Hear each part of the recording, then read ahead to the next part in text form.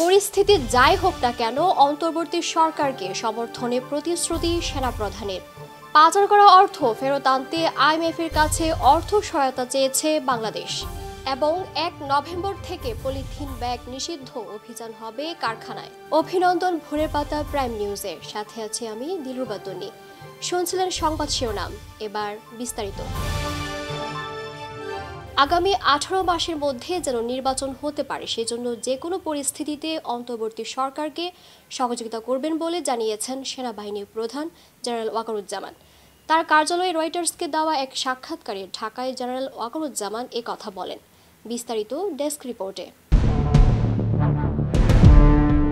শেখ হাসিনার পতনের পরবর্তী পরিস্থিতিতে যা কিছুই আসুক না কেন 18 মাসের মধ্যে যাতে নির্বাচন অনুষ্ঠিত হতে পারে এজন্য অন্তর্বর্তীকালীন সরকারকে মূল সংস্কারগুলো করতে সমর্থন দিয়ে যাওয়ার প্রতিশ্রুতি ব্যক্ত করেছেন সেনাপ্রধান ওয়াকারুজ্জামান। বার্তা সংস্থা রয়টার্সকে দেয়া এক সাক্ষাৎকারে তিনি কথা বলেছেন। সেনাপ্রধান এবং তার সৈন্যরা আগস্টের শুরুতে শেখ হাসিনার বিরুদ্ধে ছাত্র নেতৃত্বাধীন বিক্ষোভের মধ্যে একপাশে দাঁড়িয়েছিলেন, যে বিক্ষোভে প্রবীণ রাজনীতিবিদ 15 বছর ক্ষমতায় থাকার পর পদত্যাগ করেন এবং প্রতিবেশী দেশ ভারতে পালিয়ে যান। ওয়াকারুজ্জামান সোমবার ঢাকায় তার কার্যালয়ে রয়টার্সকে বলেন, নোবেল বিজয়ী মোহাম্মদ ইউনূসের নেতৃত্বে অন্তর্বর্তীকালীন প্রশাসনের প্রতি তার পূর্ণ সমর্থন রয়েছে এবং সামরিক বাহিনীকে রাজনৈতিক প্রভাব থেকে মুক্ত করার একটি পথরেখা রয়েছে। ওয়াকারুজ্জামান বলেন, সামগ্রিকভাবে সামরিক বাহিনীকে কখনোই রাজনৈতিক উদ্দেশ্যে ব্যবহার করা উচিত নয়। একজন সৈনিকের রাজনীতিতে লিপ্ত হওয়া মোটেই সমীচীন নয়।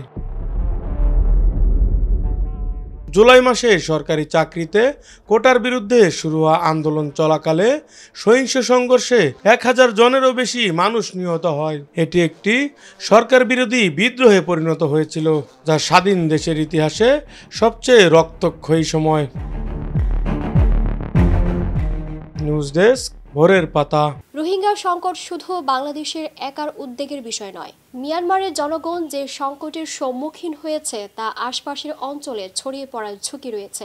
নিউ ইয়র্ক স্থানীয় সময় সোমবার জাতিসংঘ সাধারণ পরিষদের অধিবেশনের ফাঁকে কমনওয়েলথের মন্ত্রীদের বৈঠকে এসব কথা বলেন অন্তর্বর্তী সরকারের পররাষ্ট্র উপদেষ্টা মোহাম্মদ তৌহিদ হোসেন। মঙ্গলবার সকালে বাংলাদেশের পররাষ্ট্র মন্ত্রণালয়ের সামাজিক যোগাযোগ মাধ্যম এক্স হ্যান্ডেলে এক পোস্টে এর তথ্য জানানো হয়। এতে বলা হয়েছে, কমনওয়েলথ মন্ত্রীদের বৈঠকে পররাষ্ট্র উপদেষ্টা বলেছেন, রোহিঙ্গা সংকট শুধু বাংলাদেশের একার উদ্বেগের বিষয় নয়। মিয়ানমারের জনগণ যে সংকটের সম্মুখীন হয়েছে তা আশপাশের অঞ্চলে ছড়িয়ে পড়ার ঝুঁকি রয়েছে। আন্তর্জাতিক সম্প্রদায়ের উচিত এই ইস্যুতে কাজ করা। ব্যাংকসহ আর্থিক খাত সংস্কার এবং পাচার করা অর্থ ফেরত আনতে আইএমএফের কাছে অর্থ সহায়তা চেয়েছে বাংলাদেশ। মঙ্গলবার সফররত আইএমএফের আবাসিক প্রতিনিধি জয়েন্দুর সঙ্গে বৈঠক শেষে এ কথা জানিয়েছেন উপদেষ্টা ডক্টর সালেহ উদ্দিন আহমেদ। ডক্টর সালেহ উদ্দিন বলেন, সরকার চায় নিজস্ব রিসোর্স ব্যবহার করে অর্থনৈতিক খাতে এগিয়ে যেতে।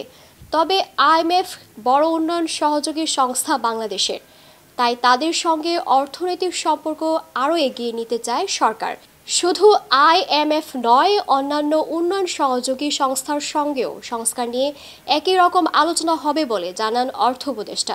বৈষম্য বিরোধী ছাত্র আন্দোলনকে কেন্দ্র করে জুলাই আগস্টে নিহতদের জাতীয় বীর কেন ঘোষণা করা হবে না জানতে চেয়ে রুল জারি করেছেন হাইকোর্ট। মঙ্গলবার বিচারপতি কামরুল হোসেন মোল্লা ও বিচারপতি কাজী জিনাত হকের হাইকোর্ট বেঞ্চ এ রুল জারি করেন। একই সঙ্গে আহতদের মুক্তিযোদ্ধার স্বীকৃতি কেন দেওয়া হবে না রুলেও তাও জানতে চাওয়া হয়েছে। এছাড়া ৭১-এর মুক্তিযোদ্ধারা যেসব সুবিধা পান, ২৪-এর গণ অভ্যুত্থানে আহত যোদ্ধাদেরও কেন একই সুবিধা দেওয়া হবে না রুলেও তাও জানতে চাওয়া হয়েছে। পরিবেশের জন্য ক্ষতিকর পলিথিন জাতীয় সব ধরনের ব্যাগ আগামী ১ নভেম্বর থেকে নিষিদ্ধ এবং কোনো ক্রেতাকে এ ব্যাগ দেওয়া যাবে না। এছাড়া পলিথিন ব্যাগ নিষিদ্ধ কার্যক্রমে কাঁচাবাজার ও পলিথিন উৎপাদন কারখানায় অভিযান চালানো হবে বলে জানিয়েছেন পরিবেশ, বন ও জলবায়ু পরিবর্তন বিষয়ক উপদেষ্টা সৈয়দা রিজওয়ানা হাসান। মঙ্গলবার পলিথিন ব্যবহারের নিষেধাজ্ঞা কার্যকর করার লক্ষ্যে মোহাম্মদপুরে ক্লিন আপ কার্যক্রম উদ্বোধন ও বিকল্প সামগ্রী বিতরণ অনুষ্ঠানে তিনি একথা বলেন। পলিথিন ব্যবহার পরিবেশের জন্য ক্ষতিকর উল্লেখ করে উপদেষ্টা বলেন, আন্তর্জাতিকভাবে পলিথিনের ক্ষতির মাত্রা প্রমাণিত। পলিথিনের বিকল্প হিসাবে পাট, কাপড় ও কাগজ ব্যবহার করা যেতে পারে। ডেঙ্গুতে মৃত্যুর সংখ্যা কম, এতে সন্তুষ্টি প্রকাশের কিছু নেই। সংক্রমণ হচ্ছে, এটাই চিন্তার বিষয়। আমাদের এদিকে বেশি নজর দিতে হবে উল্লেখ করে স্থানীয় সরকার, পল্লী উন্নয়ন ও সমবায় মন্ত্রণালয় এবং ভূমি মন্ত্রণালয়ের উপদেষ্টা এএফ হাসান আরিফ বলেন, সংক্রমণ রোধে দুইটা বিষয় খেয়াল রাখতে হবে। একটা হলো চারপাশ পরিষ্কার পরিচ্ছন্ন রাখা, লার্ভাসাইডের মেডিসিন দেওয়া, ফগিং করা, আরেকটা হলো জনগণকে সচেতন করা। মঙ্গলবার সকালে রাজধানীর পুরান ঢাকার নয়াবাজারের নবাব সিরাজউদ্দৌলা পার্ক ও Ahmed Bawani academy school and college এলাকায় লার্ভিসাইডিং ও পরিচ্ছন্নতা কার্যক্রম পরিদর্শনকালে উপস্থিত সাংবাদিকদের সঙ্গে আলাপকালে এসব কথা বলেন তিনি। সারা দেশে তাপমাত্রা 2 ডিগ্রি কমতে পারে বলে জানিয়েছে আবহাওয়া অধিদপ্তর। সেই সঙ্গে যেসব জেলায় তাপপ্রবাহ বয়ে যাচ্ছে তা অধিকাংশ জায়গায় কমতে পারে বলেও সংস্থাটি আভাস দিয়েছে। মঙ্গলবার সকাল 9টা থেকে পরবর্তী 72 ঘন্টার পূর্বাভাসে এমন তথ্য জানানো হয়েছে।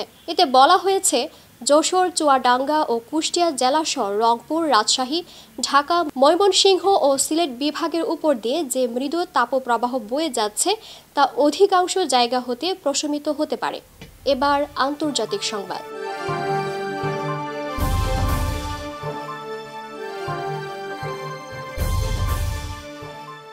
ইউক্রেনের প্রেসিডেন্ট ভলোদিমির জেলেনস্কির সঙ্গে দ্বিপক্ষীয় বৈঠক করেছেন ভারতের প্রধানমন্ত্রী নরেন্দ্র মোদি। যুক্তরাষ্ট্রের নিউ ইয়র্কে স্থানীয় সময় সোমবার 2 নেতার বৈঠক হয়। এতে রাশিয়ার সঙ্গে যুদ্ধের শান্তিপূর্ণ সমাধান এবং ইউক্রেনের সার্বভৌমত্ব রক্ষায় পাশে থাকার প্রতিশ্রুতি দিয়েছেন মোদি। 1 মাসের মধ্যে এটি ছিল 2 নেতার মধ্যে দ্বিতীয় বৈঠক। বৈঠকের পর জেলেনস্কি এক্স হ্যান্ডেলে একটি পোস্ট দেন। তাতে লেখেন, দ্বিপক্ষীয় বৈঠকের প্রধান আলোচনায় জাতিসংঘ ও G20 এর মতো আন্তর্জাতিক আসরে আলোচনার পরিধি বিস্তার ও শান্তি ফর্মুলা রূপায়ণে প্রাধান্য পেয়েছে। ইউক্রেনের অখণ্ডতা ও সার্বভৌমত্ব রক্ষায় মোদির স্পষ্ট সমর্থনের জন্য আমি কৃতজ্ঞ। জাপানে ভূমিকম্প আঘাত হানার খবর পাওয়া গেছে। রিখটার স্কেলে এ কম্পনের মাত্রা ছিল 5.6। দেশটির প্রত্যন্ত ইজু দ্বীপপুঞ্জ এবারের কম্পনে কেঁপে ওঠে। মঙ্গলবার হওয়া ভূমিকম্পের পর সুনামি সতর্কতা জারি করেছে জাপানের স্থানীয় কর্তৃপক্ষ। বিস্তারিত ডেস্ক রিপোর্টে। জাপানে ভূমিকম্প এবং সুনামি আঘাত হেনেছে। দেশটির আবহাওয়া সংস্থা জানিয়েছে, স্থানীয় সময় মঙ্গলবার ইজু দ্বীপপুঞ্জের কাছে এর পরপরই প্রত্যন্ত হাচিজোজিমা দ্বীপে ছোট্ট একটি সুনামিও আঘাত হানে। বার্তা সংস্থা এএফপি এক প্রতিবেদনে এই তথ্য জানানো হয়। মার্কিন ভূতাত্ত্বিক জরিপ জানিয়েছে, ওই ভূমিকম্পটির গভীরতা ছিল 11.7 কিলোমিটার। ভূমিকম্পটি আঘাত হানার 45 মিনিট পরেই সুনামির আঘাত হেনেছে বলে জানানো হয়। স্থানীয় কিছু বাসিন্দা জাতীয় প্রচার মাধ্যমকে জানিয়েছেন যে তারা ভূমিকম্প সেভাবে টের পাননি। তাছাড়া এই ভূমিকম্প থেকে প্রাথমিকভাবে কোনো ক্ষয়ক্ষতি বা হতাহতের খবরও পাওয়া যায়নি। জাপান অত্যন্ত ভূমিকম্প প্রবল একটি দেশ। প্রতি বছর সেখানে অন্তত 1080টি ভূমিকম্প হয়, যা গোটা পৃথিবীর প্রায় 18%। দেশটির ঘরবাড়িগুলো সেই মতো তৈরি করা হয়, এ কারণে ক্ষয়ক্ষতিও কম হয়। জারিন জারা, ডেস্ক রিপোর্ট, ভোরের পাতা। এবার খেলাধুলার সংবাদ। মাঠের সময়টা ভালো যাচ্ছে না সাকিব আল হাসানের। চোখের সমস্যার পর আঙুলের চোট তার পারফরম্যান্সে প্রভাব ফেলছে। মাঠের বাইরেও নানা কারণে সমালোচনার মধ্যেই আছেন টাইগার অলরাউন্ডার। আজ আরেকটি নেতিবাচক খবরের শিরোনাম হলেন সাকিব। শেয়ার বাজারে কারসাজির অভিযোগে তারকা এই ক্রিকেটারকে 50 লাখ টাকা জরিমানা করেছে Bangladesh securities and exchange commission. মঙ্গলবার অনুষ্ঠিত বিএসইসির 923তম কমিশন সভায় সাকিব সহ আরও কয়েকজনকে শেয়ার কারসাজির দায়ে জরিমানা করার সিদ্ধান্ত নেওয়া হয়। দুপুরে এক প্রেস বিজ্ঞপ্তিতে এর তথ্য জানিয়েছে বিএসইসি।